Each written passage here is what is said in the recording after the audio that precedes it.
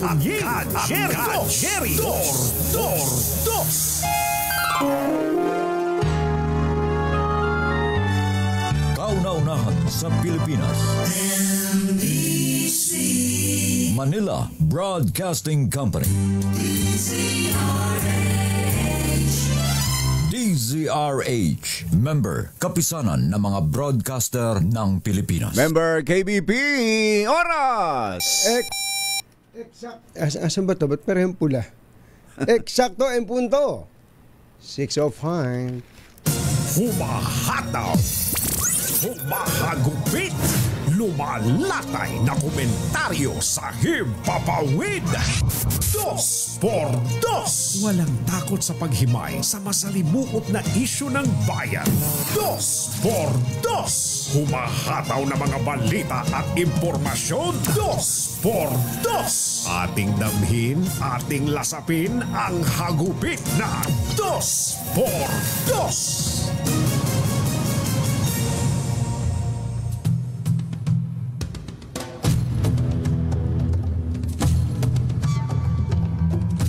Kinumpirma ni Justice Secretary Jesus Crispin Remulla na naka-recover ng mga human ribs o tadyang ng tao sa Taal Lake sa harap ng patuloy na paghahanap sa mga nawawalang sabungero. Ayon kay Remulla, 4 na sako ang na-recover kahapon sa pagpapatuloy ng search and retrieval operations ng mga tauhan ng Coast Guard sa Taal Lake, kung saan sinasabing itinapon ang bangkay ng 34 na sabungero. 2 sa sako ay naglalaman ng mga buto ng tao, habang ang 2 ay may lamang buhangin na ginamit pang pabigat para hindi lumutang ang mga buto. Batay na rin sa testimonya ng whistleblower na si Julie Patidongan alias Totoy. Sinabi ni Remulla na natagpuan ng human ribs sa Taal Lake sa lugar na itinuturo mismo ni Patidongan, ang whistleblower na isa rin sa mga akusado sa kaso ng missing sabongeros. Jerry ba? Isyu ng bayan. Isyu ng bayan. Katotohanan. 2x2. May team ang balak, magtago ka na. 2x2. Si Jerry at si Anthony narito na. 2x2. Hahataw ng todo, urado ka. 2x2. Ang katotohanan, dala nila. 2x2. Walang sinasamba pali, maniwala ka. 2x2. Hataw ng gusto, tol, umasa ka. 2x2. 2x2.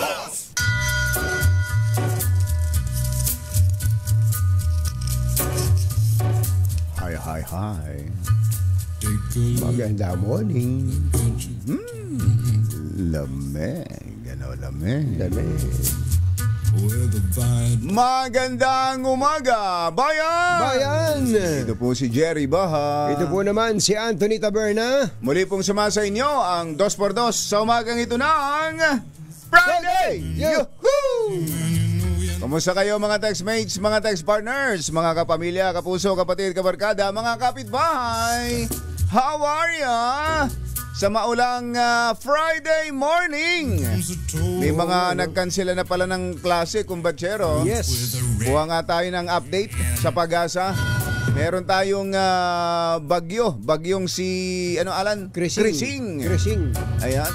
Kuha tayo ng update sa Pag-asa. At asan na yung mga nag-announce ng UWEL ng walang pasok. suspension of classes?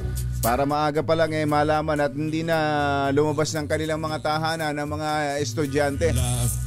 Yung mga bibiyahe ngayon ay hinay-hinay na lang ha. Dahan-dahan lang, chill lang. It's a Friday.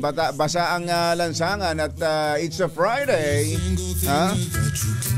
Hindi kailangang nag-aapura. Lahat kayo'y makakakain. Yun ang importante. Kaya pala naka-ready na pagkain Naka-ready na pagkain.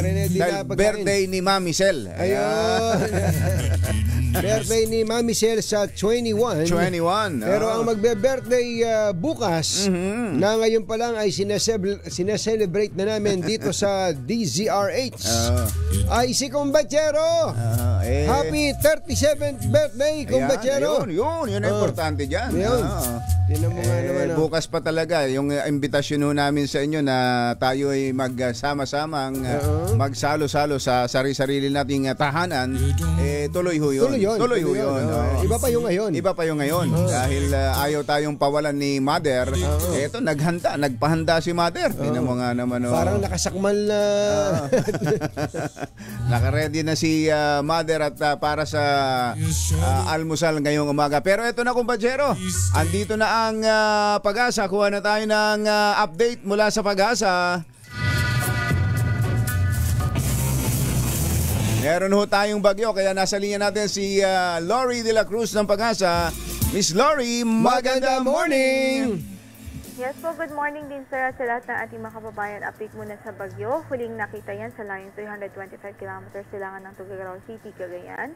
At aglayang lakas ng hangin, umabot sa 65 km per hour near the center at gasones na umabot po sa 80 km per hour. Kaugnay dyan, signal number 2, nakataas ngayon sa Batanes, Cagayan, northern and eastern portion ng Isabela, dito po sa Apayao, northern portion of Kalinga, northern portion of Abra, Ilocos Norte at northern portion ng Ilocos Sur. Habang signal number 1 naman, dito po sa natitirang bahagi pa ng Isabela, Quirino, Nueva Vizcaya, rest of Kalinga, Mountain Province, Ifugao, rest of Abra, Benguet, rest of Ilocos Sur, La Union, northern portion of Pangasinan, maging dito po sa northern portion of Aurora at sa Polillo Islands, northeastern portion of Nueva Ecija, sa Camarines Norte, Catanduanes and northeastern portion ng Camarines Sur. Patuloy natin pinag-ingat at pinaghahanda ang ating mga kababayan. We're hoping na by this time handa na po sila at nakapag-prepare na po ang ating mga kababayan doon sa dadaanan ng bagyo. Samantala, maliban kay Bagyong Christine ay habagat ay prevailing pa rin sa malaking bahagi ng bansa at magdudulot pa rin ito ng malawakang pagulan sa natitirang bahagi pa ng Luzon, including Metro Manila, Western Visayas at Central Visayas, maging dito po sa Zamboanga Peninsula. Yan mula latest mula sa Pag-asa. Lori, ito bang si Christine, ano bang klaseng bagyo ito? Mayabang ba ito? Mahangin o maulan, matubig?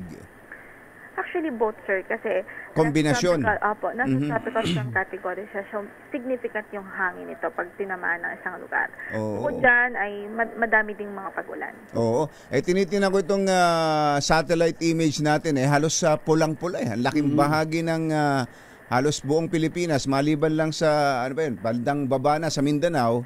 Ang maliban sa Mindanao, halos buong Pilipinas na kulay pula. Yeah, yun nga po. Bali, talagang asahan natin halos buong bansa ay makakaranas. Yes po. Dito sa Metro Manila, Lori, anong ine-expect natin, lalo na ngayong maghapon? Well, dito sa Metro Manila, asahan pa rin natin generally maulap ang papawarin at may chance pa rin ng mga moderate to at times heavy rain. Yun, moderate to at times heavy rains. Yan, kaya nag-suspend na ng klase ang maraming mga local governments dito sa Metro Manila dahil sa inyong babala na yan. So parang yung buong practically pala yung buong Cordillera na yun ay apektado ngayon ng malalakas na ulan, ano? Yes po, yes. Cordillera, tapos Ilocos at Cagayan Valley region. Dahil nandiyan sa gawing yan nasa taas si Christine. So ina-expect ba natin maglalakas pa ito, Lori? Possible po na the entire time na sa passage niya ay tropical storm ito. Tapos kapag lumabas na ng far, palabas at palayo sa atin dahil nasa dagat ng uli ay talagang lalakas pa ito. Lalakas at baka humatak pa ng habagat. Yes, apo. So, kailan ba ito inaasahang mag-exit ng PAR? Tomorrow din, sir. Bukas din. Bukas siya mag-exit ng PAR pero hahatak ng habagat. So, expect natin malaking bahagi pa ng bansa ang uulanin. Yes po. Opo. Okay, Miss Lori, thank you. Magandang morning. Ayun, binabaan na tayo. Dami-dami yung tanong. Dami yung tanong. Ayun, binabaan na ni Lori yung talepano. Yun. Hindi man lang pinindot yung ang tawag doon. Di ba pag magbababa tayo ng telepono, UL? Pipindutin mo kasi muna. marinig yun kapag parang kapag galit ka sa kausap mo, ganun ang gagawin mo. Hindi naman galit sa atin. Hindi naman. Si Lori, ang bait-bait nga eh. Ang lambing nga eh. Talaga. Ang gagawin mo, pipindutin mo ganun. Tsaka para magda-dial tone na. Tsaka mo ibababang ganun yung, ano tawag sa ganun? Yung mouthpiece. Mouthpiece, ayan. Para hindi masakit sa tenga kung nakikinig pa yung nasa kabila. Kung yung nangyari ngayon sa yung tagpong ito. Sabi siguro ni Lori, ba't yun na napagdiskitahan itong dalawang ito? Talaga naman. Thank you, Miss Lori. Thank you. Basyero ng Bayan, Katunying at Ka-Jerry. 2x2. Kaya ingat-ingat po talaga sa mga kababayan natin, sa mga estudyante. Ito sa Metro Manila, ang mga lugar po na nag-suspenda ng classes all levels. Las Piñas, Malabon, Mandaluyong, Marikina, San Juan, Muntinlupa, Caloocan, Parañaque, Pasay. Ang Taguig ay kinder to grade 12. Ang Valenzuela ay kinder to senior high school.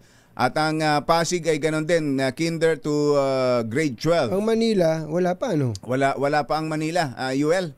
Walang advisory ang Manila. Wala. Oo. Sa mga probinsya, kumbatsero, dami rin. Nakakagulat yun eh. Normally, ang Manila, number 1 yan eh. Nauna yan, dapat. Nauna lagi yan. Sa Calabarzon, all levels, walang pasok sa mga probinsya ng Cavite, Rizal at Batangas. Samantalang hanggang senior high school ay walang pasok sa Laguna at Quezon. Ayan, oo. Ayan, sa Region 1, ako, ang dami rin ho yan. Tingnan mo, Region 1, trabaho sa pati opisina, government office ay nagkansela. Ilocos Norte, ang Ilocos Sur, all levels, including government, at ilang mga bayan dyan sa Pangasinan. Ang dami hong nagdeklara din ng suspension of classes all levels. Puso Rubio, Pangasinan, Dagupan, Alaminos, Labrador, San Jacinto, Umingan, sa La Union, may mga bayan din ho na nagsuspindi na ng classes all levels dahil po dito sa bagyong si Krising. Ang dami, ang haba. Kung nakatutok po kayo sa 2x2 sa pamamagitan po ng Facebook o kaya ng YouTube o kaya ay nakatutok kayo sa DZRH Television, ay ipa-flash po namin ang mga lugar kung saan po idineklara ang walang pasok para masilip ninyo. And I'm sure, Kumbatsero, marami naman sa mga magulang at mga estudyante na nakikinig sa atin ay tulog na. At nasabihan na walang pasok. Walang pasok. Oo, nasabihan na. Dito raw sa Manila ay may pasok. May pasok. Ayun, may declaration na raw po si Yorme na may pasok. Oras po natin. Achi, Mr. Jalam Tang, Lakyam Chapchit Hun, 6:17 ng umaga. ACS Balita. Susunod na. Makatotohanan, balitang maaasahan. ACS Balita. Walang makakaligtas, walang makakalampas. Saan mang sulok ng kapuluan, Luzon, Visayas hanggang Kamindanawan. Basta't may balita, ipagwagwagan ng sikat na tagapagbalita. ACS Balita. Kasama ang 2x2 tandem Anthony Taberna at Jerry Baha. ACS Balita. Ang programang ito ay hatid sa inyo ng ACS Manufacturing Corporation, ISO certified, maker of world-class quality Pride detergent. Araw ng Friday, July 18, 2025. Narito na po ang ulo ng ating ACS Balita. Upgraded National 911 Hotline, target ilunsad sa Agosto. PhilHealth binigyan ng higit 53 billion na subsidy sa 2026 national budget. Attorney Juan itinalaga bilang bagong ERC chairman. Pangulong Marcos bukas daw sa anumang makabuluhang suwestyon ni VP Sara. 749 million pesos na halaga ng shabu sa balikbayan boxes na kumpiska sa MICP. Municipal Engineer ng Maguindanao del Sur patay sa ambush. Magandang umaga Luzon, Visayas, Mindanao. Good morning Philippines. Hello world. Kami po ang inyong mga tagapaghatid balita. Ito po si Anthony Tabern. Ito po si Jerry Baha. At ito ang ACS Balita. Sa detalye ng ating mga balita, target na ilunsad ng Department of Interior and Local Government, DILG, sa Agosto ang upgraded and fully integrated National Emergency Response System na pinaglaanan ng pondong 1.4 billion pesos. Ayon kay DILG Secretary John Vic Remulla, inaasahan na sa bagong sistema ay may improve o mag-i-improve ang emergency response time and coordination sa buong bansa. Paliwanag ng kalihim, ang kasalukuyang sistemang ginagamit nila ay nakabatay sa 2010 technology. At ngayon ay nakuha nila ang latest generation ng emergency response technology para sa bansa. Aba, isa sa feature nito ay ang language sensitive support, kung saan ang mga tatawag ay sasagutin ng call center agents gamit ang lokal na wika. Dialekto, no? Oo, lokal na lengguwahe ng lokasyon ng caller tulad ng Kapampangan. Maya pa ba, keko nga mga kabalen. Ilocano, na imbagabigat kada kayo amin, napo, agreeing kayo. Bicolano, Diyos maray na aga sa Inugabos, mga Bicolano, mata na kamo. Waray-waray, mahupay nga aga, mga kasangkayan, mga kabugtuan, mata na kamo. Ilonggo, mayong aga, mga pinalangga, bugtaw na kamo. Bisaya, mayong buntag kaning tanan, mga Bisaya, mata na mabudiha. Sa Zamboanga, Chabacano, Buenos Dias, kung todos, mga Chabacano. Ayan na. Gising na kayo. Ayan ang sinasabi so parang, natin. Parang ganun. Parang ganun na magiging dating. Upang masugpo ang prank calls naman. O yan, yung mga manloloko lang. Magkakaroon din ng locator at geofencing feature ang bagong sistema para agad na matunton ang mga tumatawag na manloloko lang at mapatawan kaagad ng parusa. Alas 6:25 na umaga, makatatanggap ng 53.2 billion pesos na subsidy ang PhilHealth sa ilalim ng panukalan 2026 National Budget. Kinumpirma ni Finance Secretary Ralph Recto ang halaga ng alokasyon para sa state health insurance upang masuportahan ang pagtaas ng 30 to 50% ng mga benefit packages ng PhilHealth. Sinabi naman ni DOF Undersecretary Maria Luwalhati Dorotan Tioseco na madaragdagan ng subsidy ang kasalukuyang pondo ng PhilHealth kung saan ang state health insurer ay inaasahang magkakaroon ng ending balance na humigit kumulang 348 billion pesos sa pagtatapos ng 2025. Magugunitang sa ilalim ng 2025 budget, walang subsidy na inilaan sa PhilHealth matapos na magpasya ang Bicameral Conference Committee na ibasura ang panukalang 74 na bilyong pisong alokasyon dahil sa nabistong malaking reserves ng ahensya. Alas 6:26 ang ating oras. Masantos siya kabasan at sa kayo namin nagbangon kila. Itinalaga ni Pangulong Bongbong Marcos si Attorney Francis Saturnino Juan bilang chairperson ng Energy Regulatory Commission. Simula sa Agosto 8, papalitan ni Attorney Juan ang nagbitiw na si Mona Lisa Di Malanta na nagsilbi sa nasabing tanggapan simula noong 2019. Ang bagong talagang chairperson ay ang kasalukuyang Executive Director and Counsel ng ERC at ang naging kauna-unahang Chairman, President and CEO ng Independent Market Operator ng Wholesale Electricity Spot Market o WESM. Si Juan ay kilalang tagapagtaguyod ng Consumer Protection and Renewable Energy Development sa pamamagitan ng tariff reform. Bukod kay Juan, itinalagin ng Pangulo sina Attorney Amante Liberato at Attorney Paris Real bilang mga bagong commissioners ng ERC. Alas 6:27 na ng umaga, nananatiling bukas ang Pangulong Bongbong Marcos sa mga makabuluhang suwestyon ni VP Sara Duterte para maresolba ang mga isyu ng bansa. Ito ang tugon ng palasyo sa pahayag ni Ruth Castelo, tagapagsalita ni Duterte, na kasiraan ng serbisyo sa publiko ang tila hindi pagsama sa Vice Presidente sa mga pambansang usapin. Ayon kay Palace Press Officer Claire Castro, hindi isinasara ng Pangulong Marcos ang pintuan, pati na ang bintana para sa anumang mungkahi mula sa Office of the Vice President, lalo na kung ito'y makatutulong sa bansa. Giniit din ni Castro na hindi inaharang ng Pangulong Marcos ang mga inisyatiba ng Vice Presidente para sa mga Pilipino.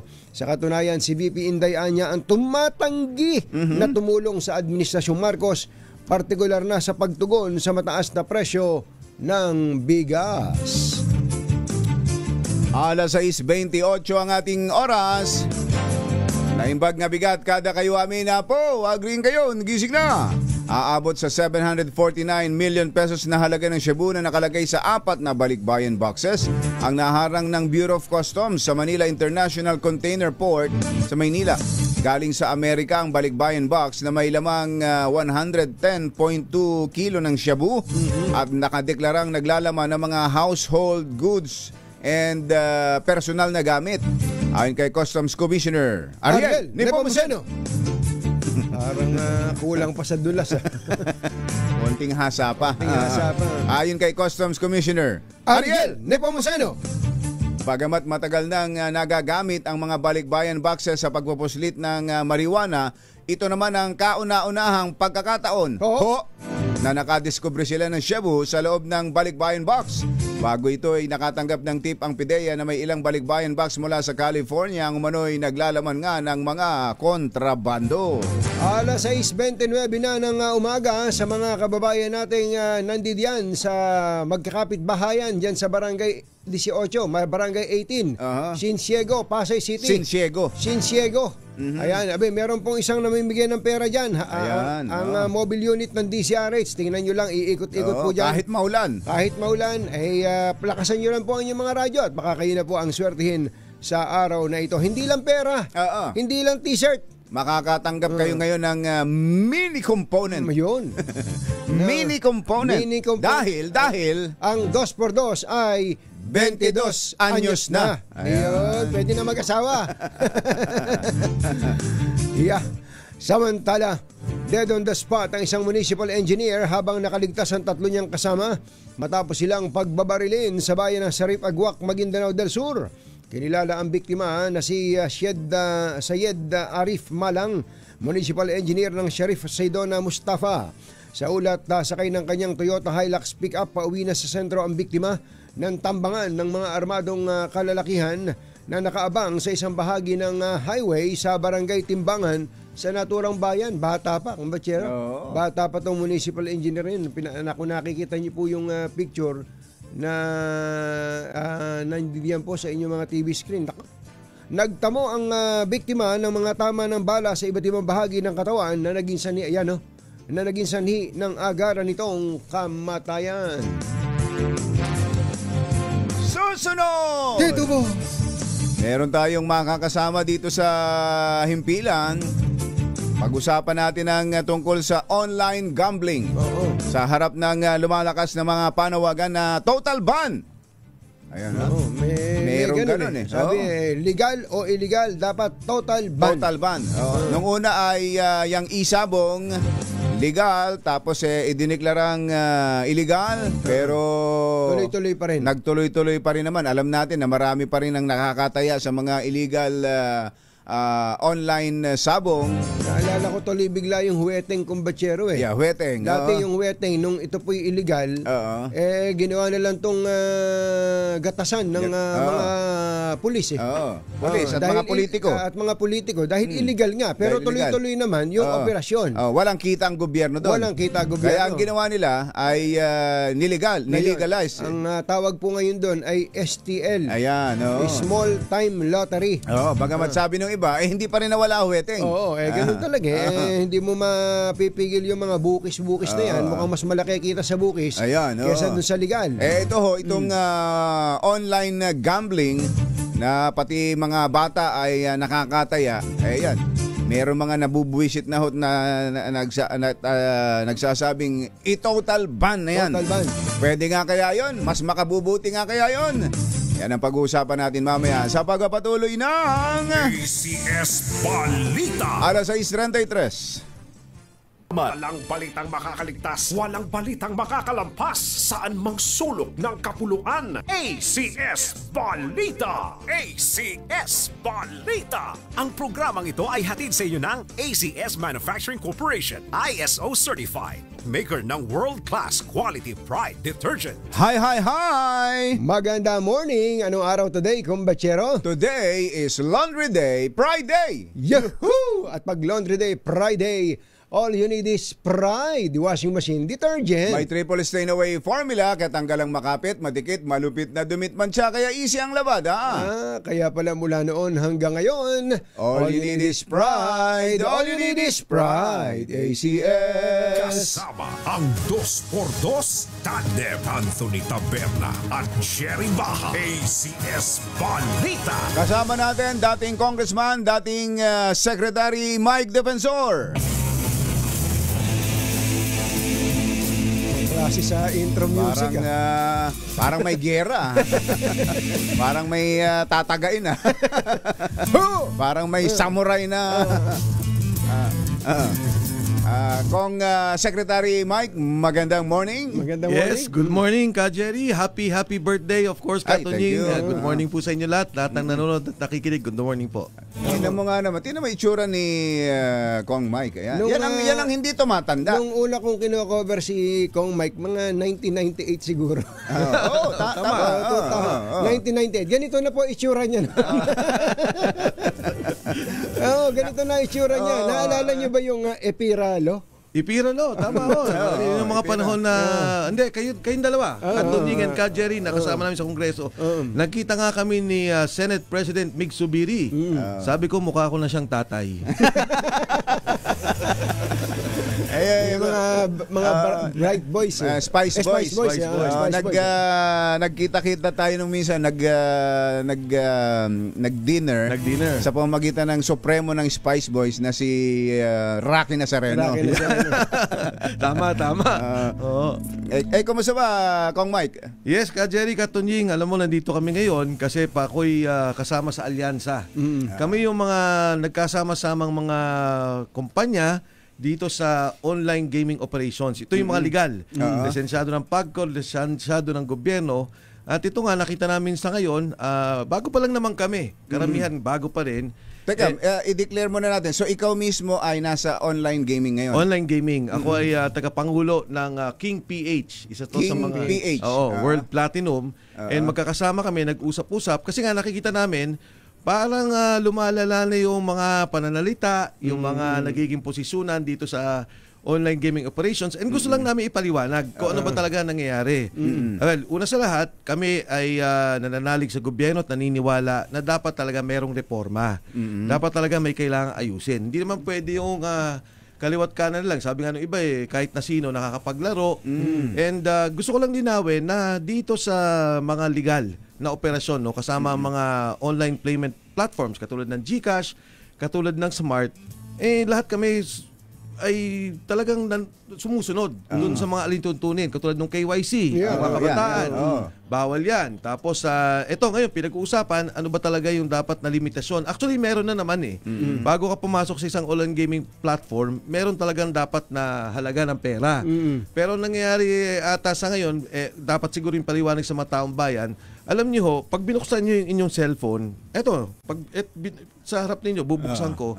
At binuksan mo ang online casino, ang mga unang lalabas, yung mga illegal.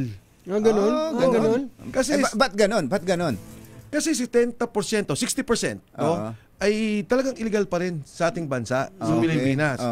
And ito Teka, yung pumapasok na yan na pag binuksan mo yung online casino, dito mismo sa Pilipinas yan? dito yan sa Pilipinas. Hindi yan mga illegal, mga online casinos sa abroad na napipick up lang natin sa internet? Meron din dyan. Pero itong kunyari, itong Philwin, nagsalita na yung PAGCOR, sabi nila illegal to, sabi ng NTC, huwag kayong pumasok dyan, illegal. Nilock nila yung mismong site. Lumipat lang. Ganun. Dahil nga ang daming illegal Ang daming illegal. Tsaka At mabilis silang lumipat lang, magpalit lang ng, ano tawag doon? URL. Sa internet. Para bang Jerry, Katunying, kunyari nakita sa inyo 2x2 tapos binan. Papalitan lang nila yung URL. Pag nakita yung 2x2 pinindot, legal na naman. Nandoon pa rin, URL lang nagkakatalo. URL ang nagkakatalo. Ang lahat ng to, makikita nyo sa Facebook, sa YouTube, ang dami pong illegal. Ito yung mga hindi nagbabayad sa gobyerno, minsan nagsascam, karamihan, nagsascam sila. At saka ito yung talagang walang naidudulot na maganda. Kasi kahit sa regulasyon ng ating bansa, hindi nila sinusunod. So siguro, mas maraming parokyano itong mga illegal no? Mas marami. Sa ngayon, 60%. Kaya nga yung sabi ng panawagan na ayusin, sabi namin, tingnan natin ang gusto, ano ba yung sitwasyon ng ating bansa. Kasi katulad nung nahuli daw na nagda-drive, tapos naglalaro, nag-scatter. Driver ng bus. Driver ng bus. Illegal yung site na yun eh. Hindi naman legal na site yung pinasukan niya. Okay. Pangalawa, ang apilan namin, kasi alam nyo, nung nawala yung Pogo, di ba? Dati, yung pera ng ibang bansa o yung mga naglalaro sa ibang bansa, naglalaro sa Pilipinas. Ang nangyari ngayon, marami dito nagkatrabaho, mabuti lang ang PAGCOR sa ilalim ni Chairman Tenko, naayos kaagad yung ating tinatawag na online Pigo. Alam nyo, kahit papano kasi dati nasa mga 60 to 100,000 na may trabaho, sa ngayon 50,000 ang nasalo. Sa nawala, sa Pigo. Yung nawala sa Pogo, napunta sa Pigo. At least 50%. 50%. Kasi karamihan dyan, mga IT, game developer, cyber security, merong utility, merong mga abogado, accountant, administration. So itong mga taong to, pagka pinayagan yung total ban, kawawa ho to. Habang ang illegal, lumalakas, nandiyan pa rin, namamayagpag. Itong mga lihitimo na may mga trabaho na dapat tulungan, ito yung natinatamaan. Teka, linawin nga natin, paano yung Pogo, alam na natin yun, yung offshore gaming dapat na operations. Pero yung Pigo, ano ba yung Pigo? Yung Pigo is inland. Kasi di ba nung magka-COVID po tayo, pinayagan lang, sige, sabi nila pwede na kayo sa internet o pinayagan yung mga Pilipino. So nung time na yon, hindi pa ho kalakasan dahil yung Pogo yung malakas na nagtutulot. So ngayon, after about 2-3 years, ayan na, gumaganda na yung sistema. Pero ang katunayan, yung kagandahan ng sistema ng Pilipinas, isa tayo sa mga nangunguna sa online operations. Kasama ang UK, ang US, ang Sweden, ang Malta, ang Spain, etong lahat ng to legal. Of course, sa buong mundo po, 177 countries lahat legal. Pinapayagan nila at nagkakaroon ng regulasyon. So itong sa atin, sinasabi natin, sa Asia Pacific, dito sa Asia, nauuna tayo. Ang ibig lang sabihin nito, yung mga game developers, yung mga Pilipino, natututo. Gumagawa ng mga graphics, gumagawa ng mga design. So galing nga, ang gagaling ang gumawa ng mga Pinoy, ng mga games. So sana yung itong nagiging lamang natin sa industriya, wag natin patayin kasi ito'y isang borderless na tayong sitwasyon. Ngayon sabi nga lang, ito, pinrint ko na. Pagka nag-type ka sa Vietnam o Cambodia, pwede ka maglaro Wala namang, ito mga legal po to sa kanilang bansa. Pag binuksan mo, pwede ka na maglaro dun So ang gusto ba ho natin, patayin natin dito, yung mga nagtatrabaho dito, pupunta na sa ibang bansa dahil wala naman sila trabaho dito. Pero ganoon din, maglalaro pa rin yung Pilipino, doon pa rin sila maglaro sa ibang bansa. So ang kailangan regulasyon. Kailangan ayusin. Anong klaseng regulasyon ang dapat na ipatupad ng mga legal? Kasi katulad din sa ibang mga activities, pagka legal, laging tinatamaan yan ng mga umusbong na illegal. Ngayon, anong klaseng regulasyon? Yan po ang aming tatalakayin sa Lunes na po. Sa Lunes.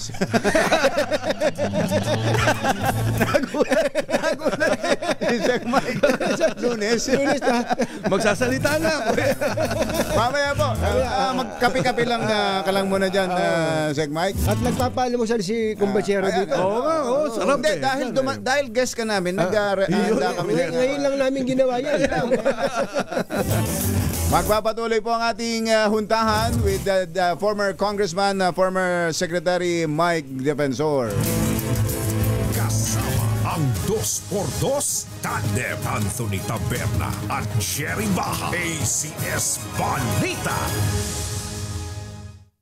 Balitang makatotohanan, balitang maaasahan. ACS Balita. Ang programang ito ay hatid sa inyo ng ACS Manufacturing Corporation, ISO certified, maker ng world-class quality Pride detergent. masamang tao lang ang takot sa dalawang to. Kaya kung maitim ang balak, Magtago ka na! Anthony Taberna, Jerry Baja, Dos por Dos! Dos por Dos! Yeehaw! 9 na minuto na lang, alas 7 na, paulan-ulan, may bagyo ho tayo, bagyong Krising. Kaya ang dami hong lugar na nagsuspindi ng klase, all levels. At may mga lugar pa nga na pati ang pasok sa gobyerno ay kinansila rin. Ilocos yan, no? Oo, kaya alam nyo naman na siguro yan, hindi na namin iisa-isahin. Dahil kapag binanggit pa namin yan at binasa, baka sa Lunes na nga makapagpaliwanag si Kong Mike ng mga dapat niya ipaliwanag. Saka baka mangyari dyan, yung nakikinig sa atin, makipagpustahan pa sa atin. Ito pa lang si binabanggit ko sa iyo kahapon, kumbatsero, si Secretary Martin Aguda ng DICT. Hindi, Henry. Henry nga pala, Henry Aguda ng DICT. Yung binabanggit kong mukhang mainit kay Mark Zuckerberg, tinotoo pala. Ganun? Talaga palang sinulatan na niya itong si Mark Zuckerberg at mukhang pinagbantaan na. Si Mark, tahimik lang yan. Tahimik lang yun. Mukhang kailangan niya sumagot dito ngayon sa harap ng napakaraming mga fake news, mga scam na nangyayari, deepfake, mga deepfake sa social media at sa internet. At isa rin nga yan, yung problema sa online gambling. Kasama yan.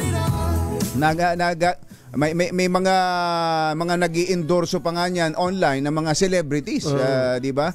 May kampanya na ho dyan ng pamahalaan. Ang PAGCOR mismo. Ang PAGCOR mismo na parang inuna nilang puntiryahin ay yung mga social media influencers, mga vloggers na nag-i-endorso ng mga illegal online gambling sites. May mga tumigil na daw eh. Kaya tumigil, pinagbantaan ng gobyerno na ite-take down yung kanilang account mismo. Yung kanilang account. Mawala yung iba dyan, mawala na ng kita, wag lang mawala ng Facebook. Oo nga, no? Ayun nga eh. Kaya nga yung tanong natin kahapon, handa ba kayong mawalan ng Facebook? Kapag nakipagbanggaan na tayo ng gusto, ang gobyerno natin sa pamamagitan ng DICT, dito kay Mark Zuckerberg o dito sa Facebook, di ba? Kumbaga magkaroon man lang tayo ng dignidad, pride na hindi tayo ang bihira eh. Yung ibang mga deepfake sponsored pa eh. Sponsored. Upload pa. Ibig sabihin, pinagkakakitaan pa ng Meta. Yung mga nag-i-endorso ng kung ano-anong mga produkto. Tulad mo. Muntik pa ako mapabili ng barley nun eh. Diba? Diba? Sabi ba naman, ang nagpagaling daw kay Zoe, yung barley. Kaya nga ang daming mga umu-order. Tapos may nagre-reklamo sa akin, yung daw diniliver sa kanya, hindi naman daw barley. Pati ikaw ang... Ba't ako sinisisi nyo dyan? Loko-loko kakako dyan eh. Ganun katindi. So, ang sinasabi natin, dapat maging matalino ang ating mga kababayan pagdating po sa social media, sa internet in general. Ayan. Eto sa sugal sa online gaming, mamaya makakausap natin si Secretary Martin Aguda ng DICT. Henry nga pala. Pero puntiryahin muna natin sa gambling. Ano ba ang maipopropose? Ano ba ang yung galing mismo sa legal na nasa gaming, online gaming, mas magandang sa kanila rin manggaling. Baka meron silang mga pamamaraan para mas maayos na regulation at nang hindi tuloy puntiryahin o hindi isulong yung total ban ng e-gambling. Balikan natin si dating Secretary Mike Defensor. Sec Mike? Yes, Ka Jerry. Sec Mike, ang unang tanong ko doon, no-brainer naman, tutol kayo sa total ban eh. Ngayon, bakit tutol kayo sa total ban? Katulad ng binanggit ko, Katunying, no, itong mga nangyayari sa ngayon pa lang nga na meron kang legal, 60% na ang illegal. No? So ito'y kailangan nating panagutan. Pangalawa, tayusin yung sitwasyon na yan. Etong nagbabayad na 40%, ito ang nagbibigay, ang PAGCOR, ang pangatlo sa ahensya nagbibigay ng kita sa gobyerno. Customs, BIR, PAGCOR na. Isipin nyo, ang binibigay niya almost 80 billion contribution to the national government. Ang laki yung pondo niya, no? Kung titingnan nyo yung kabuang, ang laki ng utang natin, ang dami natin mga programa, kailangan natin ayusin. For example na lang, sa PhilHealth, 16 billion pesos. Ang ibig kong sabihin niya 16 billion ang contribution ng PAGCOR. Direct contribution. Ganun, ha? So kung titingnan Eh, niya, teka muna, baka naman may ibang pwedeng mapagkunan ng PAGCOR, hindi lang yung online gaming. Baka sabihin ng PAGCOR, sige, alisin na natin yung online gaming dahil meron naman tayong ibang mapagkukunan. Gaano ba kalaki ang natatanggap ng nakukuha ng PAGCOR sa legal na online games? Sa ngayon, ang buong contribution, almost 60 to 70% galing sa online gaming. Malaki pala. Malaki. Oo. Mas malaki na to kaysa dun sa mga casino na physical na casino. Mas malaki na siya. Ngayon, kung doon po sa PhilHealth, 16 billion, anong ibig sabihin nito? Yung dagdadialysis na almost 90 sessions, lagay mo na lang sa 2,000 to 3,000. 2 milyong pasyente ang mawawalan ng dialysis sa ganitong sitwasyon. Yung pneumonia, lagay mo na lang ho sa almost siguro mga umaabot mga 1 milyong katao, 1,100,000 na pasyente sa pneumonia. Yung nanganganak na kailangan na normal delivery lang na ho, 1 milyon din ang maapektuhan. Ito yung mga iba-ibang kategorya na binibigay na programa ng PhilHealth na pag tinanggal mo si contribution ng PAGCOR, maapektuhan. Yung mga atleta ho natin, di ba nagagalit yung mga tao, ba't walang suporta sa atleta? Ba't hindi nagbibigay ng tulong? Humigit kumulang 3 bilyon ang binibigay ng PAGCOR na direkta. Yung mga programa na social programs, classrooms, yan pong mga ginagawa nating ng irigasyon. Ito po lahat mga social programs kasama ang Office of the President na 12 billion nang gagaling din ho sa pondo ng PAGCOR. Kaya ang pondo natin, ito nagbibigay ng pondo. Ngayon, sa totoo lang, kahit na yung kasinong normal, yung land-based casino at online casino, ayaw nila yung mga sinasabi nating vulnerable sector. Yung mga mahihirap na talaga maapektuhan nito. Kunyari sa UK, sabi, ano ba yung self-regulation? May ginagawa sa UK, payagan mo ako 5 hours. Pag uminto na, hihinto na ako. Kundi may nagbaban. Pag pinaban. Ang katotohanan naman, yung online platforms natin, hindi ka rin malululong kasi hindi ka naman pwedeng maglagay ng perang ganun kalaki. May limitasyon, di ba? Ang GCash, 50,000, hanggang doon ka lang. Meron bang ganon? Hindi ka pwedeng sa legal gaming. So ito yung mga, tapos siguro yung top up na sinasabi. Bago ka maglaro, dapat ito ang pera mo, ang nandyan sa pondo mo. Para kahit pa paano, may iiwas na natin talaga yung mga maliliit. Pambili na lang ng bigas yun. So bawal na sila. Okay, puntahan na natin yung regulasyon. Okay. Ano yung regulasyon, top of mind, na naiisip nyo para, kasi ang laging sinasabi niya, sige may pera, kumikita gobyerno, marami natutulungan, pero yung social ills, yung epekto nito sa ating mga kababayan, malala. May mga nagpapakamatay na diyan, meron nang naisanla pati kaluluwa kay Satanas, at kung ano-ano pa. Okay, yung nagpakamatay, isang kwento diyan illegal din yun. Illegal din. Kasi yung bata nagbebet doon sa mga basketball. Ay doon nung alam mo yun, ano lang yun magte-text ka lang Kung sinisingil na siya, hindi na kaya, yun yung naging resulta. So again, it was an illegal situation. Ngayon, doon sa mga regulasyon, sa UK nga nabanggit ko, pwede mong regulation every day, 1 hour a day ako, hihinto na. O pagka may natalo ka na, ganito, ihinto ka na ng casino. Automatic. Pwede ho yan. O kundi naman, pag wala kang, let's say, 10,000 pesos doon sa wallet mo na inilagay, hindi ka pwede maglaro. So, yun ang minimum. Dapat meron kang puhunan na ganon. Ito po yung tinitingnan namin na mga pwedeng mga pag-usapan. Ano ba yung dapat na regulasyon? Ano ba yung dapat na... At saka, ang importante para sa akin, yung mismong reporting. Kunyari, naglalaro, magbabalot, yung asawa ni report. Ipagbawal nyo na yung asawa ko, doon dapat talaga, immediate, ilak siya kaagad. Di ba? Para talagang nanggaling sa pamilya, ma-verify, talagang hindi pwede na to. Parang tulad ng ginagawa ng mga physical na casinos, na pwedeng ipagbawal ang Ito lang ka, Jerry, nga lang yung problema, katunying. Sabi, kasi nung nag-usap kami ni Senator Subiri, sabi niya, yung late ng pera nakapaglaro. Pagka nagpunta ka, sabi ko nga sa kanya, sa land-based din, maliit. Paano ngayon pag pumasok sa gray? Ganon din Ayan na nga. Ang tinanong ko, paano sila nakakapasok na, kunyari bata, walang verification. Ayun na nga, walang KYC. Walang KYC, pwede kang magpumasok sa kanila. Pangalawa, kahit na magkano ilagay mo, pwede rin. So siguro dapat, habang tinutulungan natin ang regulasyon dito, pag-usapan din, paano atakihin itong gray market, itong mga sindikato, itong mga illegal. Katulad lang nung binabanggit natin yung KYC na pag-usapan lagi namin ni Kumbachero. Doon po sa mga nag-trading sa Bitcoin o sa crypto.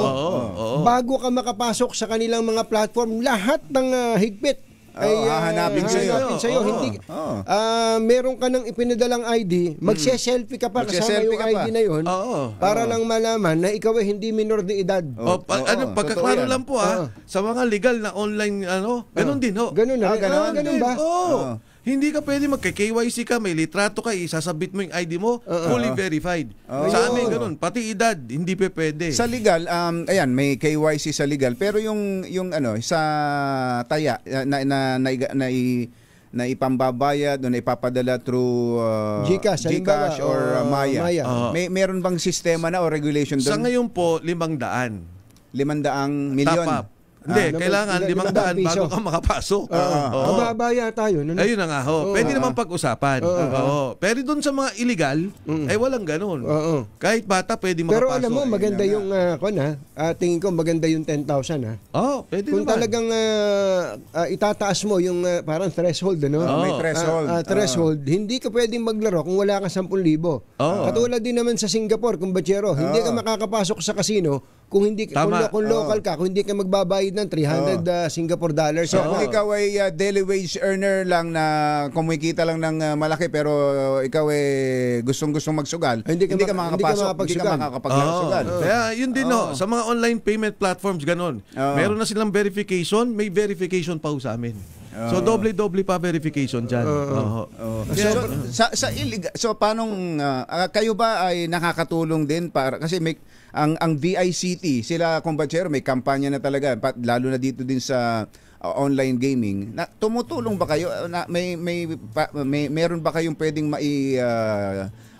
tulong sa gobyerno para matigil din yung mga illegal online gambling sites? Yes. Well, Jerry, alam mo, ang lahat ng mga kumpanya, may mga technical group naman yan eh. Yung mga tinatawag sa cybersecurity. And willing kami makipagtulungan sa PAGCOR. In fact, nire-report naman namin. Talaga magagaling lang din itong mga sindikato. Hindi kaya yung mga legal meron ding illegal? Parang yung pinag-uusapan namin ni Kumbachero kanina, nung yung wetting, nung naging STL, hindi naman buong area ang may STL. Kasi yung operator nagbubukis, siya din yung operator ng STL, siya din ang nagbubukis.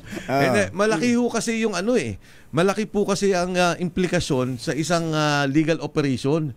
Pag nawala lisensya mo, nawala na lahat ng so grabe ho ang implikasyon sa amin. At madali kaming matrace. 'Di ba? Pagka nakita yung aming URL at talaga namang hindi mo iibahin yun. Yun ang URL mo. Pag nakitang may illegal kang ginagawa, talaga mahuli ka talaga. Katulad po ng yung grupo ng DG Plus, no? For example, listed company yan. Kami po, listed company din kami. So, pagka may pananagutan sa publiko. At yung implikasyon sa amin, napakalaki. Di bali nang hindi kami mag-illegal. Dito kami magsistick sa legal. Isa lang ang mahuli, tanggal ang lisensya namin, may kaso kami lahat. Yung binabanggit mo kaninang pwedeng pag-usapan yung kung ilang beses na kapag natalo na, tigil na o kaya pag pwede siguro pag nanalo na tigil na. Pero yung ibang yung casino ayaw nun babawian ang casino. Diba? Karaniwan na gano'n ang habol ng iba. Pag nanalo na, uwi na. Kaya hahabulin ng casino yon. May alam akong nagpapalaro ng isa hanggang 7 pwedeng matalo isang online gaming na pero nasara na yata ngayon yun. Ang problema nun. Tumanda na yung mga kakilala ko sumali dun Pero ang laki ng kinita ng mga ibang nung umpisa. Anong naiisip nyo sa ganun, Sek Mike? Yun nga ho, nabanggit nyo, pwede naman kasi na, let's say, natalo ko na lang ganito kalaki. No? Sa UK kasi, pwede mong impose sa sarili mo. Pag natalo na ako ng ganito, hinto na. Ngayon, pwede rin naman talaga na pag-usapan kung paano namin ayusin within kasi kailangan lahat kami yan including PAGCOR, assuming for example ganito lang ang oras mo para maglaro, ganito lang ang yan yung mga isa sa mga pinag-uusapan sa ngayon. Pero of course, again, papasok ko doon sa usapin, kailangan may balanse kasi baka lang naman maitaboy natin itong mga to sa illegal, magpunta lang sa gray. So ang importante sa amin, ano po yung pinakamagandang regulasyon para maprotektahan yung mga tao, magkaroon ng dividendo ang gobyerno, magamit sa mga programa, and at the same time, hindi naman maapektuhan yung pamilyang Pilipino. Kasi again, doon po sa kwentuhan nga, pagka maliit na hindi naman, kumbaga hindi kikitain ng kasino yun eh. Ayaw mo rin ng ganun eh. Ang gusto mo lang, kayo maglaro, may extra kayong pera, maglibang kayo, pero hindi pa kayo para malulong at masira ang inyong kabuhayan. So para sa inyo, mas malaki ang, mas makasasama o mas malaki ang pinsala kapag itinotal ban ang online gambling? Napakalaki ho. At saka para tayong sumunod doon sa mga bansa na may total ban, North Korea, Somalia, Iran, Iraq. Ito yung mga bansang may total ban eh. Pero karamihan talaga regulated at inaayos nila ng tama. Isa sa mga pinaka-advanced dyan ang UK. Talagang maganda yung pagkakadisimulado nila, balanse ng batas para maprotektahan yung kanilang mga kababayan at may ayos din yung programa Parang ng online. naalala ko tuloy sinabi sa atin ni Chairman Altenco nung ipinatigil yung legal na isabong, namayagpag yung illegal. Tuloy-tuloy daw po ngayon yung illegal Yun na na nangyari. isabong, pero yung legal tigil. Yung nagbibigay ng kita sa gobyerno tumigil. Ang hindi naman nila maawat yung illegal na tuloy-tuloy. So parang ganun yung naintindihan ko sa sinasabi niyo. Kapag tinigil yung legal, mamamayagpag lalo ang illegal. Wala nang benepisyo yung mga tao, yung mga may trabaho pa. Importante dito yung 50,000 na may trabaho sa ngayon. Saan pupunta itong mga to? Siyempre, pagka illegal, wala na yan. Pulasan na yan kung saan na pupunta. Mag-abroad na iba. Kailangan natin protektahan. Tsaka katunying, yung Kajeri, yung Pogo. Ang ganda ng konsepto eh. May tumataya, pumapasok ang pera sa Pilipinas. Ang tumataya galing abroad. Abroad, di ba? Ito tingin ko, hindi naman dapat totally iban. No? Ang ayaw natin, yung mga sindikato na may mga scam dito, kidnapping, droga. Pero itong mga natirang kumpanya, Filipino companies to ito yung mga pwede palakasin natin.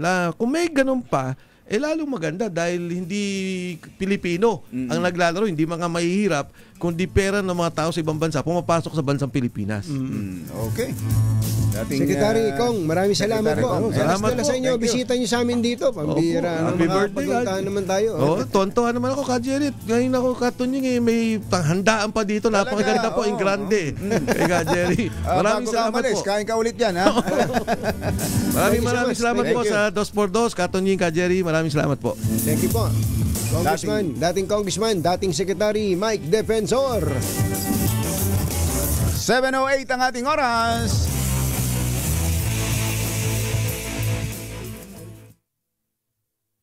Ang oras. Berna sa 2x2 sa DZRH. Balitang bagong-bago, balitang dapat alam mo, balitang magdadagdag ng talino dahil bagong impormasyon, makibalita, unang-una sa DZRH. Pangunahing balita kasama ang 2x2 tandem nina Anthony Taberna at Jerry Baha.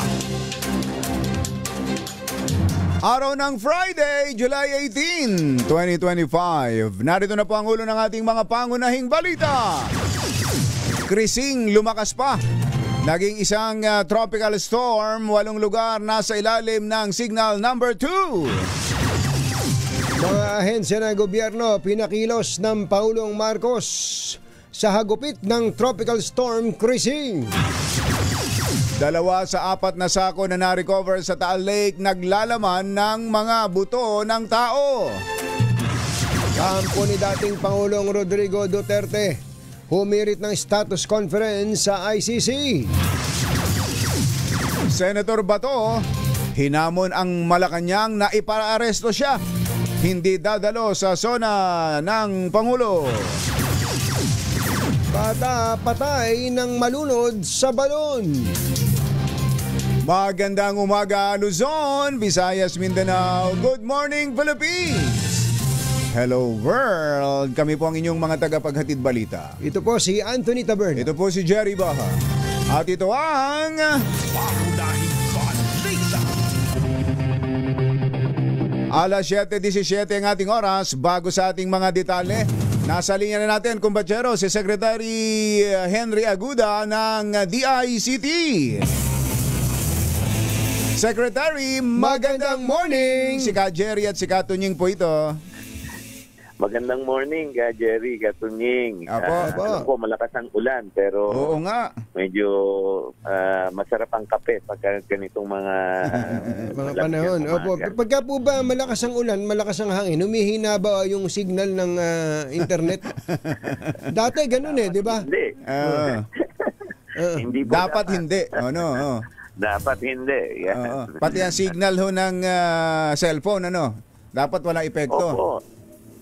Sa araw ng tag-ulan at bagyo, lalo mo kakailanganin ng cellphone. Yun. Kaya dapat mas maganda signal pag ganitong mga panahon. Oo.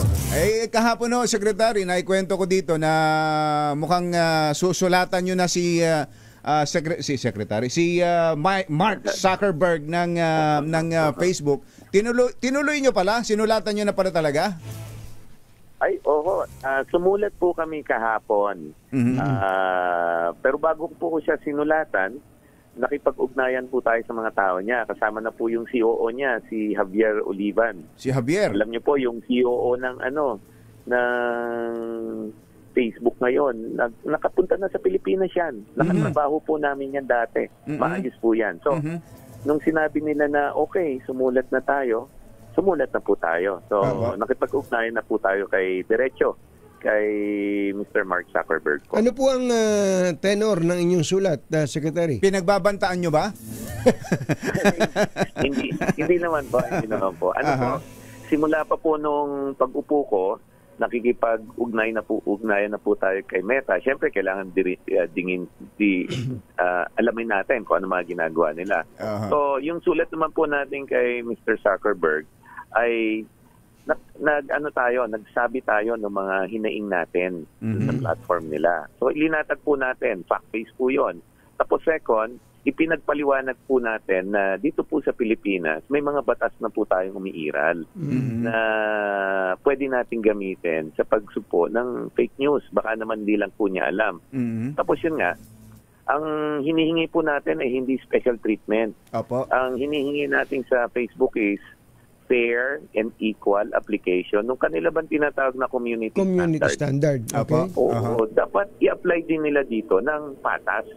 Yun lang po. Tapos sabi ko sa kanya, dalaw ako sa kanya kapag may time siya para mas masinsinan namin mapag-usapan. Parang ang dating Secretary Henry, parang ganun kayo. Parang close kayo ni Mark Zuckerberg. Gawa nung CEO, si Javier. Si Javier, dahil kay Javier. Opo.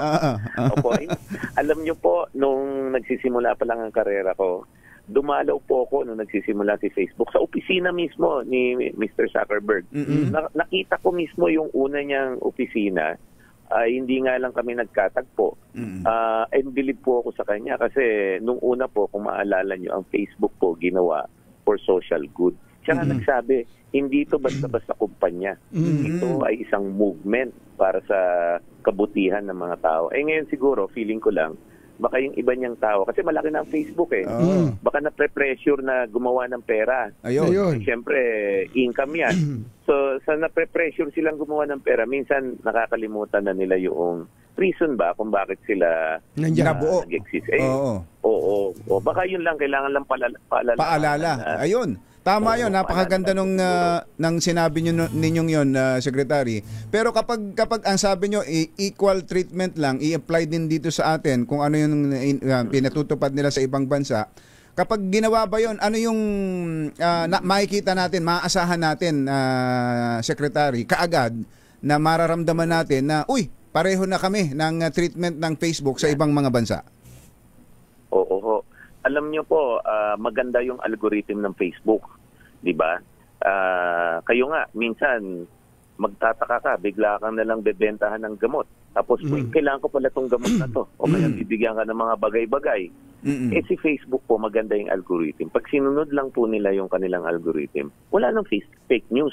Hindi na magkakaroon ng fake news. At ang isang importante, hindi lang po fake news. Matatanggal po yung mga nagre-recruit ng scams. Nagre-recruit for illegal gambling. Kasi kaya nila yon, Sec, on their own? kayang-kaya po nila yun. Kung kaya nilang i-predict nga, di ba, may mga istorya po, yung isang babae na predict ng AI na buntis na, hindi pa alam ng babae. Ganun kagaling ang algorithm po ng Facebook. Kaya pag in-apply lang nila yan, mas yung mga anak po natin, mas makakapag-interact sa Facebook ng kampante ba Nang hindi tayo nag-aalala. Sila mapapariwara. Kasi sa totoo, sa mga pag-aaral po tumataas ang suicide sa mga kabataan dahil sa social media. Kaya kailangan talaga seryosohin po natin yan. Kundi, marami po tayong magiging problema. Ano kasi yung pressure po sa isang kumpanya, tulad ako, galing po ako sa private sector, na ma-meet yung kanilang mga profit target. Minsan, pressure yung mga tao. Si Facebook po kumikita ng average po, mga $17 to $18 per tao dito sa Pilipinas. Ang laki. Malaki pong pera yun. Oo. Mga gano'ng karami po ba ang Facebook users dito sa Pilipinas? Yung sa datos po natin, nasa mga 90 million to 100. Ganun po karami. Matindi. Tapos tayo Facebook friends. Tapos times $17. Tama. Ano po yan? Every month po ba yan o every day? Every year na. Every year. Yun. Pero kahit na, para madaling kwentahin kung bachero, 100 times 17, that's 17, ano na ba yan? 100 times 17, 1,700 million yun, 1.7 billion yun. Dollars. Sa Pilipinas pa lang yun, ano? Tingnan mo na yan. Kaya ang gaan ng loob ko dyan kay Mark Zuckerberg. Huwag nyo nga awayan, Secretary. Hindi, pero hindi natin kailangan awayin. Pero alam nyo, tama kayo dun Ang kailangan lang natin ay equal treatment. Ang dami-dami po nating mga kababayan na nare-restrict o kaya nasususpend ang account dahil ang sabi ng Facebook ay nag-violate ng kanilang community standard. Pero sa kabilang banda, ang dami-dami pong mga namamayagpag na mga deepfake, mga scams na ang tagal-tagal na nandiyan sa Facebook. Palibasa ay sponsored o kumikita sila. Ibig sabihin nagbabayad. Ang dami-dami na pong naloloko bago pa nila aksyonan. So, specific po bang ganon yung sulat ninyo? At meron na po ba silang response? Ay wala pa po kasi pinadala ko po hindi ko po pinost sa Facebook dahil pinadala ko sa normal mail. So baka makukuha niya ngayong araw na to. Email ko po. Pero tama yung punto niyo, Kato niyo, tignan niyo mayroon tayong kakilala, may kaibigan po tayo, journalist. Tapos sinuspend. Tapos ang nakalagay lang sa kanya, you violated our community standard. Tapos sa akin, journalist to Bakit ito yung masususpend? Yung obvious na opinion yung mga nakalagay doon. May mga ganun ba na parang hindi patas? Yung mga trolls na mamayagpag, yung journalist masususpend. May opinion. Opo. Bakit napansin niyo po ba to? Sabi ni Sir Art Samaniego, nung sinimulan daw po niyong i-call out ang Meta, ay dumami bigla yung mga lumalabas na negative issues about you sa Facebook. Ay, ganun po talaga. Parang naghahamon parang hinahamon Hindi naman po siguro. Siguro naman baka nagkataon lang. Nagkataon lang po yun. Nagkataon lang po. At naman ako, malaki pananampalataya ako na pag nakita ni Mark Zuckerberg na ito yung reason kung bakit sinimulan ko si Facebook. Baka naman, ano ba naman ang mag-moderate naman sila ng maayos, di ba? At saka, ang isa pang hinihingi po natin, ang problema po kasi pag may kinakausap kami, Singapore o kaya Ireland. Wala dito. Yung Ireland. Wala dito. Dito. Dapat meron sila rito. Ng korporasyon dito. At masigil na rin natin sila ng buwis, ng tax. Ay, tama po. Imagine nyo yung nabanggit kong revenue nila. Kung 30% corporate tax ibigay sa Pilipino, ay malaking bagay po yun. Ito yung malabo Sabi nila, bakit hindi kayo nagbabayad ng tax? Ang sabi kasi nila, no, we do not earn from the we do not earn in the Philippines. We earn from the Philippines. Pag tinagalog nyo pa yon, pareho lang yun Ito po Tagalog niyan. Hindi po kami kumikita sa Pilipinas. Pinagkakakitaan lang namin. Medyo malabo, diba? So pupuntiryahin ninyo yan, Secretary, na ang Facebook ay mapagbayad ng buwis dito sa atin? Ay, opo naman po. Hindi lang po ako. Kasama po dyan ng BIR. Kasi may mga tinatawag tayong loophole. May loophole po sa taxes. Sa akin naman, pagka ganyan, obvious naman, pag kumikita kayo sa isang lugar, dapat doon din kayo nagbabayad ng tax. Tama. Ganun tayo yung social media platform na tubong Pilipino, si Kumu, for example, nagbabayad ng tax nandito sa Pilipinas. O bakit sila pwede? Tama. Pero Secretary, ang susunod na tanong dyan, yung tanong namin ni Kumbachero kahapon sa mga kababayan natin, handa ba ang ating mga kababayan na mawala kahit na temporary lamang ang Facebook sa buhay nila? Worst case scenario, na araw-araw way of life na natin itong Facebook, biglang mawawala. Ready na ba ang Pilipinas sa ganon sa tingin ninyo? Ay, tingin ko po, kasi marami na rin mga alternatives. Nabanggit ko yung Kumu, nabanggit ko rin yung Twitter, nabanggit ko yung Google, yung marami pong alternative naman na pwede silang puntahan. At sa akin, sana hindi na umabot sa ganon na aksyon. Pero kung umabot po sa ganon, alam niyo po, trabaho po talaga namin. Pag nakikita namin talaga nakakasakit yung isang platform, marami nang magagalit sa akin. Pero kung kailangan, kailangan gawin po. Posible ba? Nakikita nyo ba yung may chance ba na umabot tayo sa ganon, Secretary? Ay, nakikita ko naman na baka hindi dahil nakikipag-usap po sila. Tapos, ito na po yung final, si Mr. Mark Zuckerberg. Prior to him po, marami na rin po ako nakausap sa... kailangan lang pong idaan ko talaga sa organization nila. Siguro naman, pagka umabot na kay Mr. Mark Zuckerberg, mabilis na po yung action niya. Well, so, medyo positive naman po yung pakiramdam ko. Ayan. Secretary, alam namin may lakad kayo ni Presidente ngayong umaga. Yes. Isa na lang. Sana naman yan. Wag, secret yan. Secret ba? Isa na lang. Ang bukod sa kuryente, ang kuryente natin, ang kuryente ng Pilipinas, pinakamahal yata ito sa balat ng lupa. Pati pala ang internet natin tsaka cellphone rates natin, totoo ba 'yon, Secretary? Isa tayo sa pinakamahal? Opo. Nakakalungkot nga. Pero isa tayo sa pinakamahal sa ASEAN. Kaya naman po marami po kaming ginagawa. Ang utos po sa akin ni Presidente, ayusin ang internet at gawing abot kaya. So marami pong ginagawa tayo po. Yung Konektadong Pinoy po, isang magandang bill po yan ng Kongreso at ng Senado. Malapit na po yan. Alam niyo, sa isang merkado, pag mas marami ang players, mas gumaganda yung presyo, tapos mas gumaganda yung serbisyo. Tapos kami po, nakipag-ungdahin sa mga telco.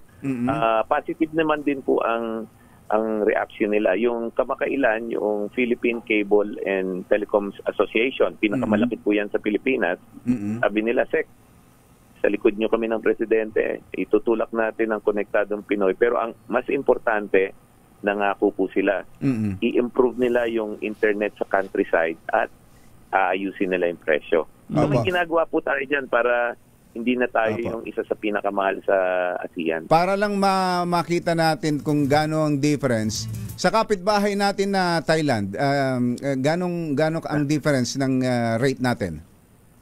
Nako. Ito po, nakausap ko po yung isang diplomat, hindi ko nasasabihin ko anong pangalan, galing Thailand mismo. Sabi niya yung, bago lang siya dumating sa Pilipinas, sabi niya, naku Sek, alam mo ba yung binabayad ko in 1 month dito for my communication service, 6 na buwan kong mababayaran sa ano yun? Sa Thailand. Sa Thailand. Tingnan nyo na yan. Ganun kamura doon, ano? May isa pa po sa India. Sa India, nakausap ko rin yung isang diplomat. Sek, ito, mas nakakagulat. Alam mo, yung binabayad ko sa cellphone ng mahal-mahal sa Pilipinas, yung 1 buwan, 1 taon sa India. Matindi. Pero wala na bang yung pangatlong diplomat, mas magaling yung lolo ko. Baka naman sinasabi lang nung taga-India yun dahil hulugan. Pwede nga. Secretary, isa na lang, isang maliit na item na lang, no? Totoo ba na naririnig tayo ng Facebook pag nag-uusap tayo? Halimbawa, nag-uusap tayo ngayon, andyan yung cellphone natin. Kaya ganun ang tanong ko, minsan nag-uusap kaming mag-asawa na pag-usapan namin yung, as in, wala kaming binubuksan, ha? Pagbukas mo ng nag-uusap kami tungkol sa pagkain.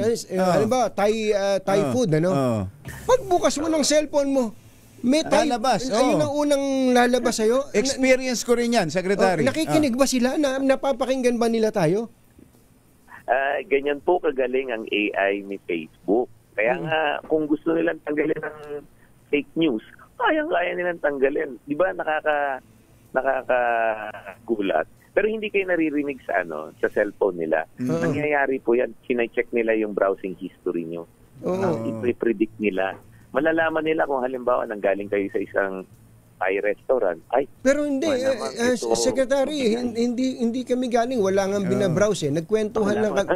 Kaya sabi ko, ako rin. Nakikinig siguro itong mark na to. Ako nung minsan, nung masakit ang batok ko, tumigas yung batok ko, hindi pa ako nagse-search ng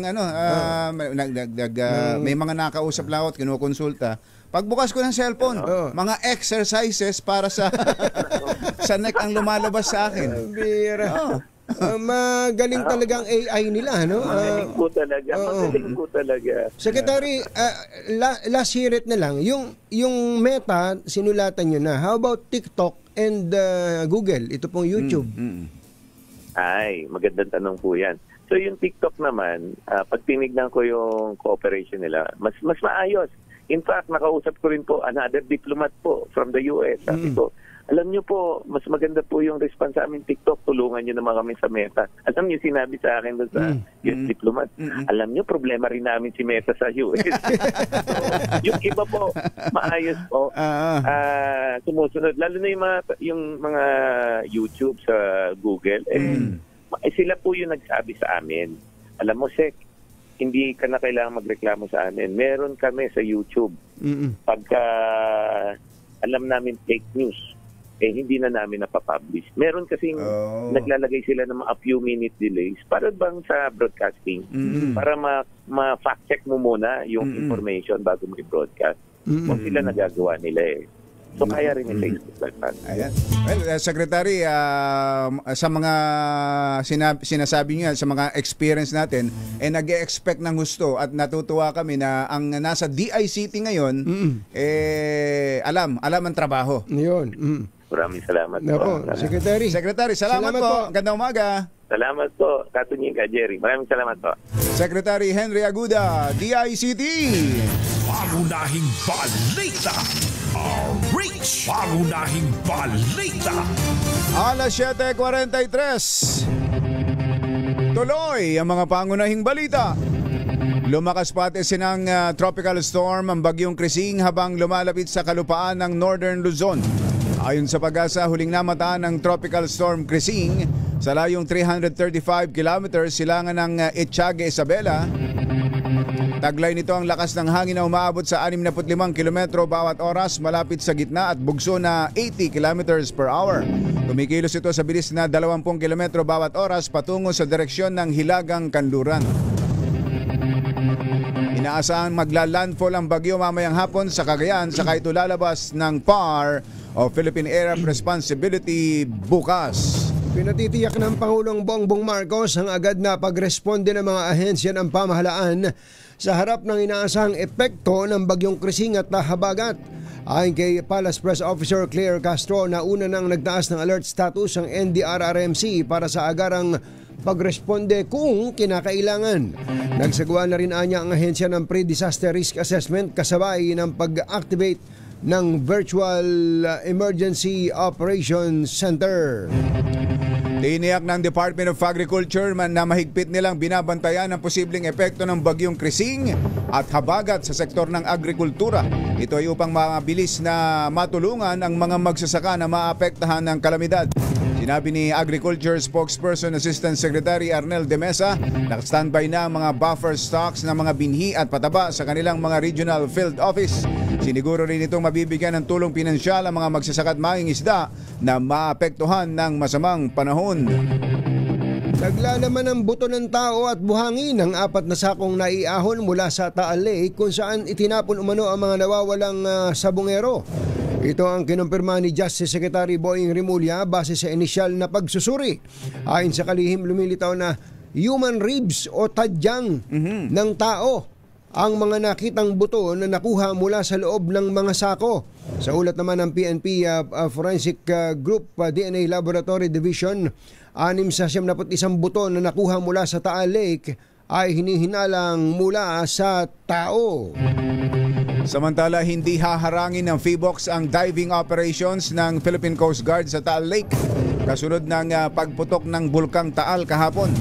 Sinabi ni PHIVOLCS Director Bacolcol na hindi sakop ng permanent danger zone ang lawa kung saan hinahanap ang mga missing sabongeros. Git ni Bacolcol, posible lamang pagbawalan ng search and retrieval operation sakaling itaas sa alert level 3 ang Bulkang Taal. Kapag itaas natin yung alert level from at least alert level 3, pwede na nating sabihin na kasi kapag when we raise alert level to alert level 3, dagdagan din natin yung permanent danger zone. So, yun yung pwede siguro na masabi na huwag mo nang ituloy kasi po sakop na siya sa danger zone. So right now, alert level 1 pa rin tayo, outside the permanent danger zone pa rin Malawa. Si Director Teresito Bacolcol ng PHIVOLCS. Inamo ni Senador Ronald Bato de la Rosa ang Malacanang na ipaaresto siya tulad ng ginawa kay dating Pangulong Rodrigo Duterte na ngayon nakapiit sa ICC Detention Center sa The Hague, Netherlands. Ayon kay de la Rosa, muling gagawa ng panibagong malaking pagkakamali ang administrasyon kung totoong ipapaaresto siya sa ICC tulad ng ginawa sa dating Pangulo. Samantala, hindi daw po dadalo si Senator De La Rosa sa ika-4 na State of the Nation address ng Pangulong Bongbong Marcos sa July 28. Git ng Senador, ayaw niyang makipagplastikan at magkunwari na maayos ang relasyon niya sa ilang opisyal mula sa Malacanang at Kongreso. --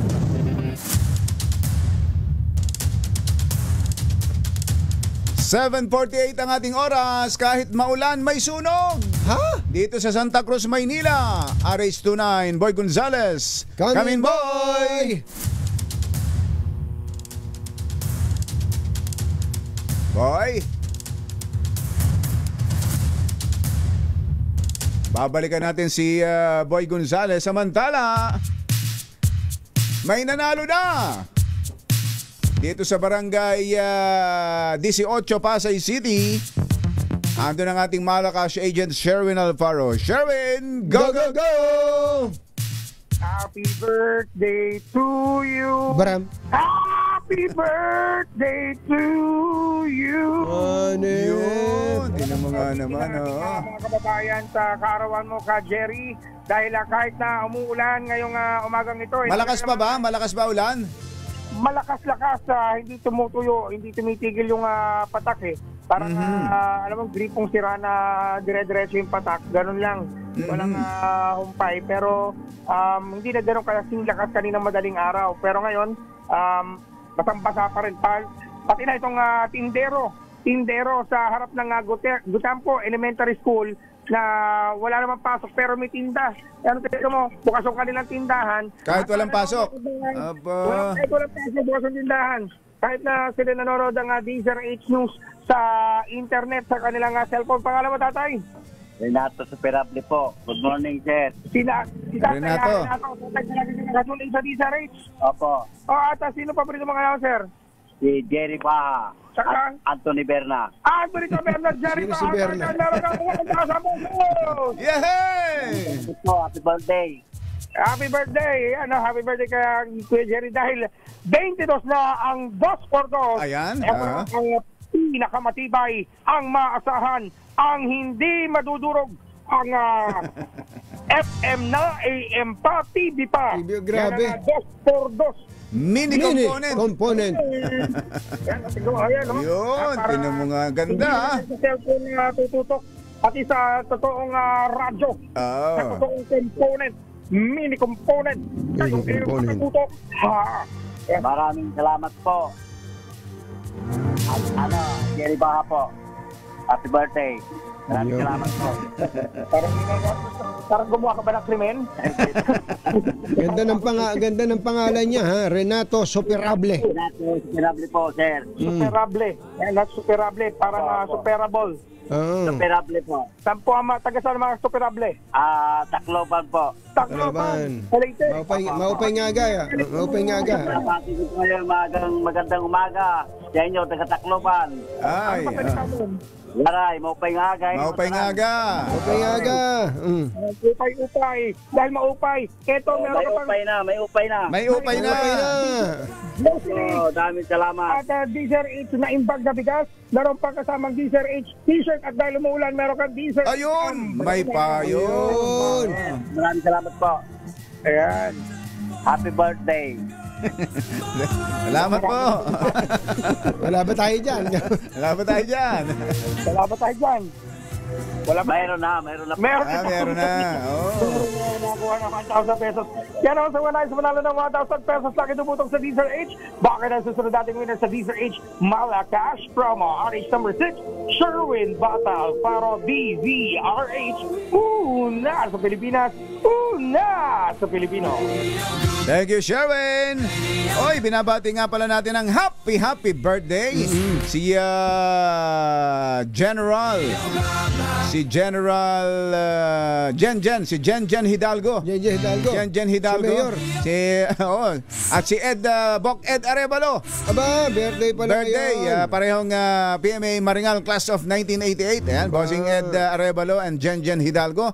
Happy birthday. At binabati rin natin si Undersecretary JTA Jesse T. Andres ng DOJ.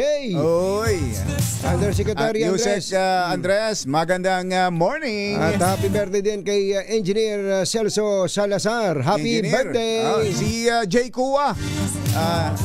Jay Kua, happy birthday. Sa'yo ang pagkain, sa'yo ang iyong happy birthday. Sana'y mabusog mo kami. Happy. Ganda. Mabuhay ang bagong kasal. Sa'yo ang puno. Salamat, thank you. Thank you.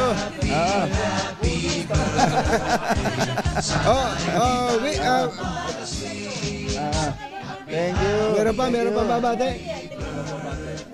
Nagbabalita pa tayo eh. Wala. Ready? Let's go.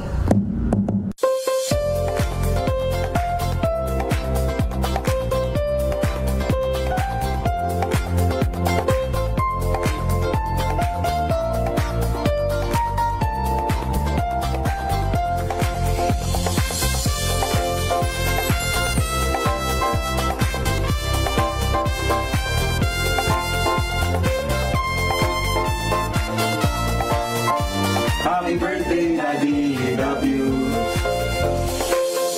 Hi, GB! Kamusta po? Balita ko may malaking handaan dyan sa DCRH. Happy birthday po. Maraming salamat sa lahat ng tulong noong 2x2 days natin sa DCMM. Sana po mabusog nyo ang lahat dyan sa DCRH ngayon at sana makapag-celebrate po kayo ng masaya, malusog at puno po ng pagmamahal. Happy birthday, GB! Miss ko na po kayo, kayong dalawa ni Tunying. Happy birthday! From your Hikari Skin Essentials family, happy birthday, Sir Jerry Baha.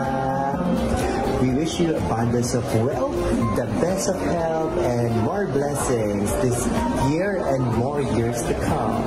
Happy birthday! Hi! Magandang morning! Happy birthday! Ayun, tumama! Happy birthday ka, Jerry!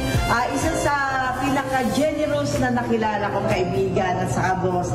Happy birthday sa iyo. At sana lumigaya ka sa buhay. Sa iyong bagong magiging pamilya. More health, and more Happy birthday!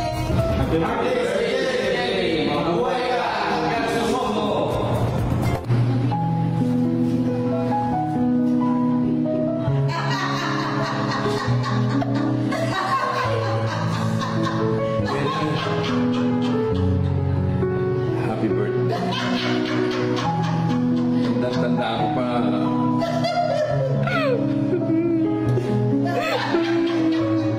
Jerry, happy birthday.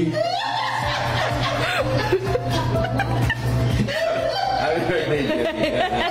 Alam ka naman, si Jerry, ano yan, nagmumurang ka, mas mo talaga, huwag kang ganyan.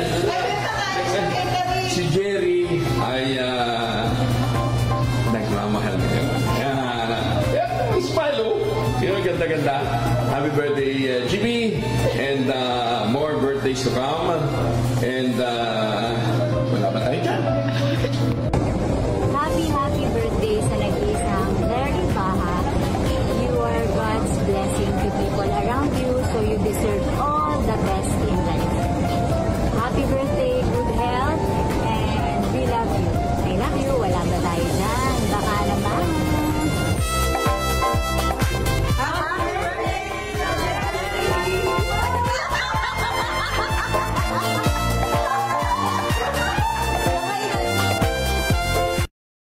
Thank you. Maraming salamat po. Maraming salamat sa ating... Ito pa pala. Blow. Happy birthday. Maraming salamat. Maraming salamat.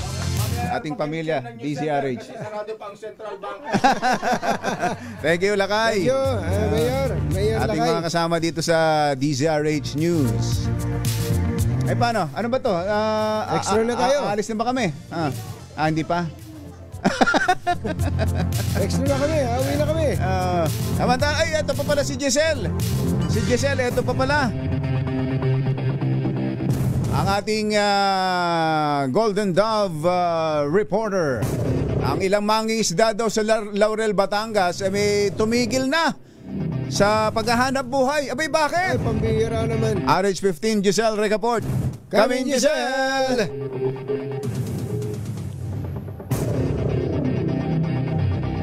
Ayun. Teka, habang hinihintay natin si Giselle, siya nga pala, ang PAGCOR po ay nagpapaalala sa kanilang sa PAGCOR Photo Contest 2025 na may temang Infrastructure for Economic Development. Ayan. Nag-umpisa na po yan noong February. At matatapos na pala actually, kumbachero. Naku, ilang araw na lang. Hanggang July 31 na lang po ang submission of entry. Pwede po yan sumali ang mga professional, ang mga amateur at iba pa na marunong pumitik. Ayan. At dapat 16 years old pataas. Ayan. Pwede ho yan conventional, mobile at drone categories. At may malalaking premyong inihanda sa inyo si Chairman Al Tenco. Ulitin natin hanggang July 31, 2025 na lamang. Ay! Uy, Kuyang Elmer Ngo, thank you so much, ha? Si Tata Ador, binabati ka ng happy birthday. Kong Ador, maraming salamat. At ang taga-Sambales, si Governor Jun Ebdane, binabati ka. Gov, thank you. At pati ni Kong Domeng. Kong Domeng, Mariano. At saka si Ate Shula, happy birthday daw. RD Ronel Tan, Governor Helen Tan, thank you. Engineer Tony Nanggel, thank you. Kuyang Elsa Bartolomeu, na walang sawang laging nakatutok 24 oras. Baka may mga kailangan na kayong ayusin sa inyong mga bahay ho, tulad ng bubong. Buti na lang may bubong na maasahan. Gawa sa state-of-the-art technology. May aluminum na. May pintura pa. Na available na rin sa pre-painted tiles pan. Para sa eleganteng bubong na matibay na makulay pa, mag-Cherry Loom pre-painted ka na. Binabati ka rin ni District Engineer Chito Paz ng Lucban, Quezon. Ay, Engineer. Si Engineer RV Victorino. Happy birthday daw. Ang dami bumabati sa'yo. Maraming salamat po sa inyong lahat. At tulad po ng aming paanyaya, bukas na. Bukas o tanghalian. Wag po kayong mawawala. 11:30 pa lang ay naka-set na tayo. Kong Ador ha, bukas 11:30. Tapos yung saktong pagtungtong ng alas 12. Ayan. Bakbakan na yun. Bakbakan ka na yun. Sabay-sabay na tayong mananghalian sa sari-sarili nating tahanan. That is in commemoration of Jerry Baha's 37th birthday. Ayan. Uy, Kuyang Rommel City, magandang morning. Uy, baka naghahanap kayo ng reliable at stylish crossover SUV sa presyo hindi aabot ng 1M. Ang all-new Cherry Tiggo Cross ng Cherry Auto Philippines ang siguradong para sa inyo. Ito po ay 998,000 na lamang itong all-new Tiggo crossover SUV. May 1.5 liter 4-cylinder engine na may katambal na 9-speed CVT transmission para sa maswabe at matipid. At sa loob ng Tiggo Cross meron pong sporty bucket seats at dual 10.25-inch multi-information and infotainment display. At hindi ka na titingin-tingin kung saan-saan ang cellphone mo, kung saan-saan mo sinasabit. Dahil ito po'y compatible sa Apple CarPlay at Android Auto. Ayan, mas conveniente lalo na para sa... Ay, teka na, wala. Mga long distance trips, kumbachero, ayos na ayos yan. Kaya nga, meron pa ho itong para naman sa inyong peace of mind at worry-free ownership. Ang all-new Tiggo Cross ay merong 5-year bumper-to-bumper warranty, 3 years of free roadside assistance at 3 years of free preventive maintenance service. Saan ka pa? Ano pa hinihintay nyo? Mag-test drive na! Ayan! At tabayanan niyo po mamaya mga report ng ating mga RH reporters, yung mga mahing isda dyan sa Laurel na tumigil na raw sa paghahanap buhay. Naku, bakit kaya? At sa Eastern Metro Manila naman, Kuyang D.E. Aris Ramos, antindi raw ng ulan dyan, sabi ni Edniel Parosa. Ingat-ingat tayo ha. Ay, maraming salamat po sa inyong lahat ng mga bumati. Pero bukas pa talaga ha, bukas sabay-sabay tayong mananghalian sa ating mga tahanan. Bye! Happy weekend! Happy birthday, kumbachero! Damdaming bayan, susunod na! In the heartland, Jackie gonna be